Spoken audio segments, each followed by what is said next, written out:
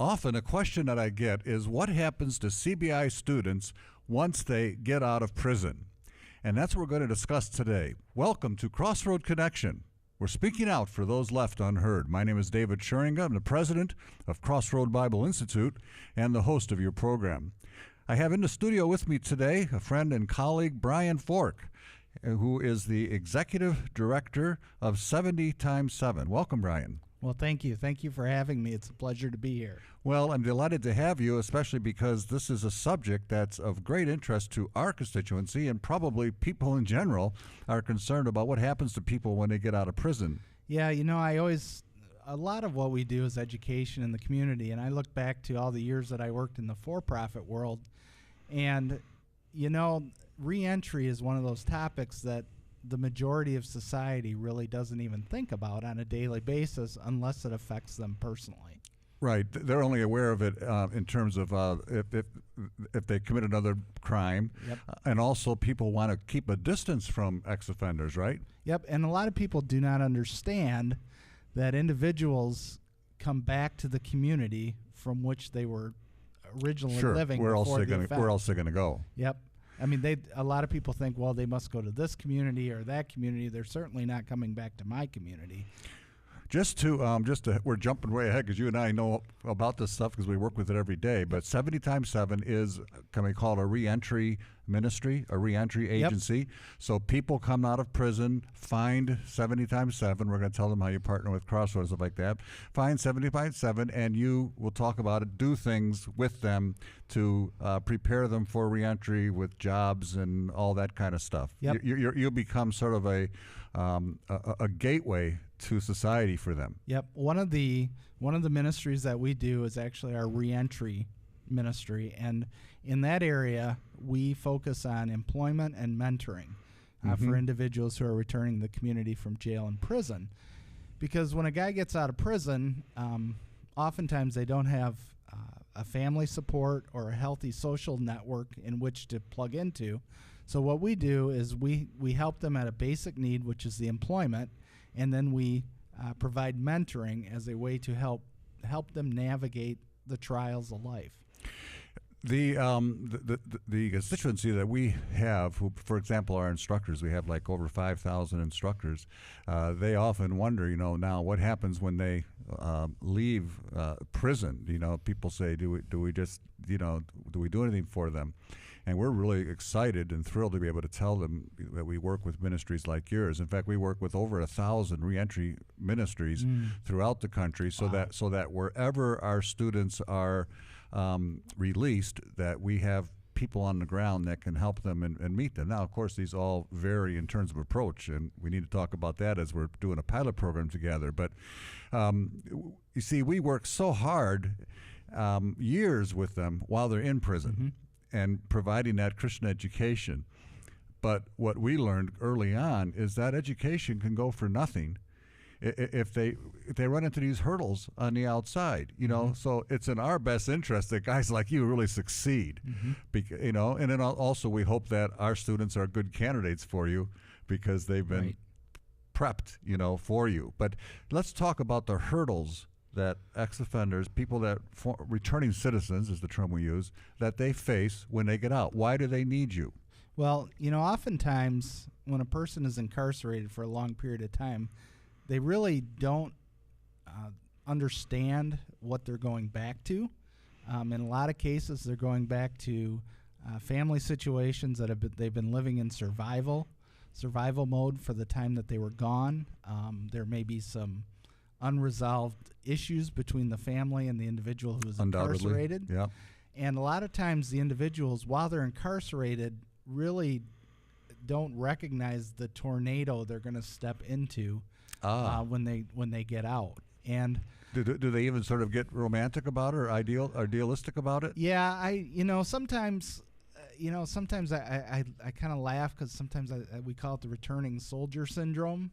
That they kind of envision that I'm returning to my family. They're going to throw a ticker tape parade for them. Yep, they're going to be very happy to see me. Wow. And in a lot of cases, that's not the situation. Not the case. No, and in fact, they've moved on. Yep, and in some cases, especially after long incarceration, the the mother may have remarried, and there's different people in the picture now than what were before. And oftentimes individuals are really ill-equipped at the gravity of what they're stepping into. But what we found is with organizations like Crossroads is that if people have a good, solid foundation, that is critical so that they can weather the storms. So they have God's promises. They understand their responsibilities. Returning soldier syndrome is the first time I've heard that. Isn't there also a bit sometimes of, this may sound strange, but of entitlement? Because they've done their time and now society needs to help them. Yeah, and there's, we run into this occasionally with systems that are set up to help a person really may initially start out helping them, but after receiving these same things over time, it turns into more of an entitlement attitude. These are supposed to just be temporary props, right? Exactly. A scaffold, but you got to eventually move the scaffold away. Yep, exactly. And that's one of the things that that we are very grateful for. We are an organization that teaches people how to fish. We don't hand out fish. There's a lot of great organizations around that can meet with those immediate needs, but our goal is to get an individual off all the supportive systems in the community and to be independent and self-reliant.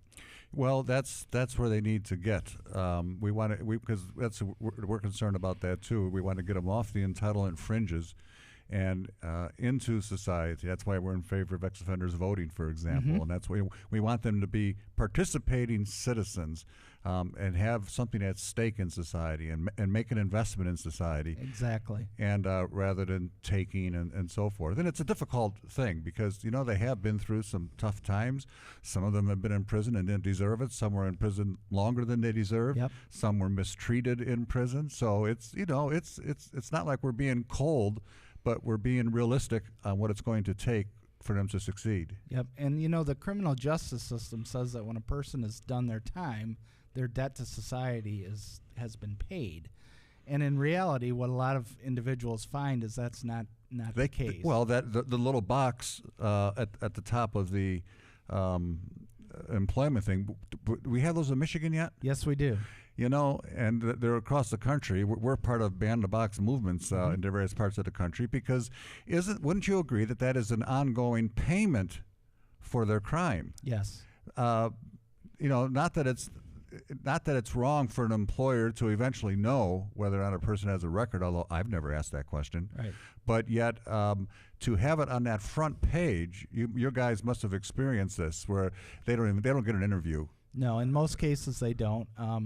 I think the last statistic I saw was that 65% of companies said they would not hire somebody who had a felony. Without even meeting them. Right. They would not hire somebody who had a felony record. Yep. Governor Snyder a couple of years ago did I think a good thing at the very least. He said he signed into law that after 8 years of no recidivism, a person's criminal record needs to be sealed. My research shows that after 7 years, if a person is not recidivated, that he's as likely to commit a crime as you or me. Yep. And so do you have those kind of goals, that 2, 5, and 7 year kind of mile markers for them? Yeah, there's research has been done, and it's even as short as, I think it's 274 days. That's an initial mile marker? That's an initial mile marker. And 30 days is too, I think. Yeah, and after that point, the recidivism just keeps going down, dropping. So, well, I know with ex-offenders, but also it's the same thing with alcoholics or drug addicts and so forth. 2 years, you're 50% there. 5 years, you're 90% there. 7 years, you're pretty much there. And so, but that's a long time. That's not immediate gratification, is it? No, and that's another problem, right? Yep, that's another problem. We live in an age of I need it now, so I'll get it. And it's no different with this. Guys get very impatient, and I understand that because especially when they come to us, most of the guys do not qualify for government assistance in a lot of areas. So, they have bills to pay. They have restitution fees. They have housing they have to pay for. They have food to put on the table. And it's very challenging to get them to stabilize enough that they can actually be successful in long-term employment. And do they sometimes realize that they have to start at the bottom. Yeah. They can't pick up where they think they belong, but they have to maybe work at a Walmart or at a Speedway Gas, and then be faithful, move up, understand the work ethic. Is that something you have to get through them? Yeah, and it's almost like the grieving process that some individuals have to go through, especially if they were convicted of, say, a more white-collar crime, such as embezzlement or something like that, and they were in a professional field before, or even if they were working in healthcare. They'll never work in healthcare again. There's certain fields that they can't go back to, and they almost have to go through the grieving process to understand that that part of my life is past. So they have experience in that area, maybe worked their way up to a particular level, but they got to start all over somewhere else in another career. And in a lot of cases, rightfully so, conditions of their parole or probation is that they not work. Like, for example, if I was an accountant who got convicted of embezzlement, I cannot work with the books or checking accounts of any company. And that may be where their skill set is, but that part of their life is gone. Right. You guys are using our book, 7 Secrets for Success in the Workplace. Yes, we are. Give me an example of one of the secrets, or a couple of the secrets that you have direct experience with the guys not exercising that secret. Well, and it's kind of crazy because in our orientation, one of the secrets is never be on time, always be early. Right, that's our second chapter in that book. It's crazy because I'll tell people in orientation, I said, biggest issue our employers have is people not showing up. That's one of those things that the majority of us just kind of take for granted. But in poverty culture and poverty mindset, that seems to be an issue, and it's crazy. They think they're doing a boss a favor if they're pretty much on time most of the time, right? Well, it's kind of on time. Well, that's a half an hour here, half an hour there, and we just tell guys, all you got to do is show up on time and stay on task and basically use all the skills from the book. Didn't you have one? There's a chapter in that book about being positive. Yep. Didn't you have someone that was fired for being negative? Yeah, that's another area. And you would think, well, that's impossible. But yeah. No, that's been a struggle area as well, is keeping a positive attitude and always going above and beyond what the minimum that people expect. And a lot of the issues, and this is what we like so much about the book, is these are really character traits. These are character things that just help you be successful in life, not only in employment, but just in life in general. And for us, the thing that we like about that is that there's transferable skills that are learned there that can help you in different areas of your life, not just employment. But right. Well, it's character stuff, and also to an extent, we have to admit, it's cultural. Yep. But the fact is, if you want to get ahead in this capitalistic, Calvinistic culture, this is what you need to do. Yep. Exactly. Otherwise, you are you're rolling a stone uphill, and it's going to roll over you. And we hear from employers all the time, give me the right guy and I can teach them how to do the job. I showed this book last week. I was in Northwest Iowa, and I was meeting with the owner of all of the who owns all 180 of the pizza ranches. Okay. And very, very popular out there. Great restaurants. Adri is his name and stuff like that. And I showed him this book, because a lot of the people working in the food industry are kind of in the lowest level, first just starting out, And I showed him that book, and he just paged through it and said, I would have every one of my employees read this book. Because we talked about it, how, guys like him, and as you know, they want people to promote. Yep. Bosses don't want to keep people down. Nope. They want to pay people more. They want to promote them because it makes their life easier. Exactly. Exactly. And so, and he agreed too that if he had an employee that followed those 7 secrets, they would move up in his organization rapidly because they stand out. Yep, Nobody else is doing it. Exactly. Well, we're delighted to partner with you on that, and I want to show you a little bit later. We're about a week away from that manual, Okay. so you can have teachers do it face to face, like Good. with the financial course.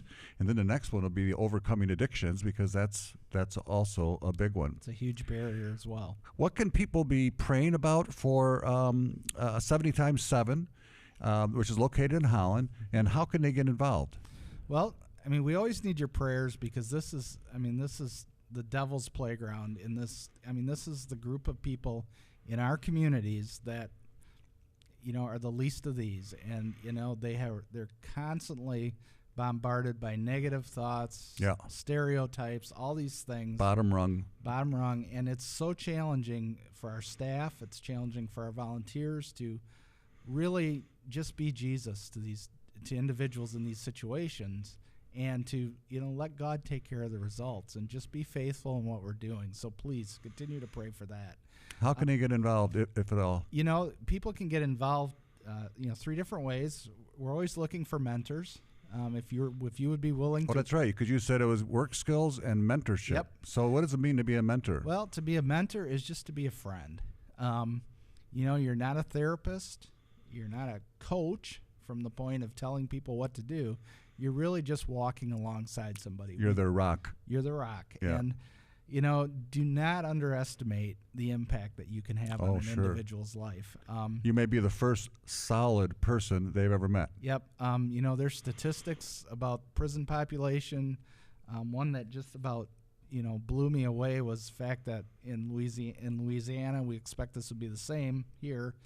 Only 1% of the guys in prison have a relationship with their father. So there's a huge need for male role models. Second, of course, we need help financially. Financial help. Can they find you on the web? Yep, you can find us on the web at www.70x7liferecovery.org. We'll put that right on the screen. Great, that's perfect. Because a lot of the state resources that we've been able to tap into in the past are going away. Oh. And so we're more and more dependent on donations, offerings, private donations, and offerings from churches. Foundation grants, I suppose you look for. All those types of things. So we're always in need of that. And if you're an employer who really wants an individual that's gone through our vetting process and that is really eager to work, please contact us. We would love to partner with you. Right now, most of our employers are in the Holland, Grand Haven area, but we have a few here in Kent County as well. We would love to talk to you about our program and how we can help bring a better employee to the table through partnerships like what we have with CBI and some other organizations. So we would love to talk to partnering employers as well. Well, that's really good to know for those that are watching, because this program is not only on the World Wide Web, but it's also on cable television here in in West Michigan. And so you will, and we're out of time, but you will train the employers too, so they don't get burned, right? Right, exactly. I mean, that's what they're concerned about, getting burned and disrupting their process, wasting their time on them. But you're working with these students, and you will train them, and they will feel good about giving these guys a chance, won't they? Yeah, they will. I mean, it's a hard issue, and an employer has to really understand these individuals are in our community. It's up to us as a society to really help them be successful. Oh, yeah, their business will be blessed, you know? Exactly. Brian, thank you very much. We've been talking with Brian Fork from 70 times 7, a reentry ministry here in West Michigan, but something that I think we can learn about reentry all over the country. And in fact, we're piloting a program together which we hope will be a model for hundreds of reentry ministries across the country. Get involved with 70 times 7. Go to their website. They're looking for mentors. They're looking for money. They're looking for employers who will provide jobs for them. And so we hope that that you're on fire to see that Crossroad Bible Institute needs reentry ministries like 70 times 7, so that all of that education that we've been giving them, Christian education, can actually be put into practice. Thanks for being with us. My name is David Scheringa. You've been watching Crossroad Connection, and I hope that we'll see you again right here next week.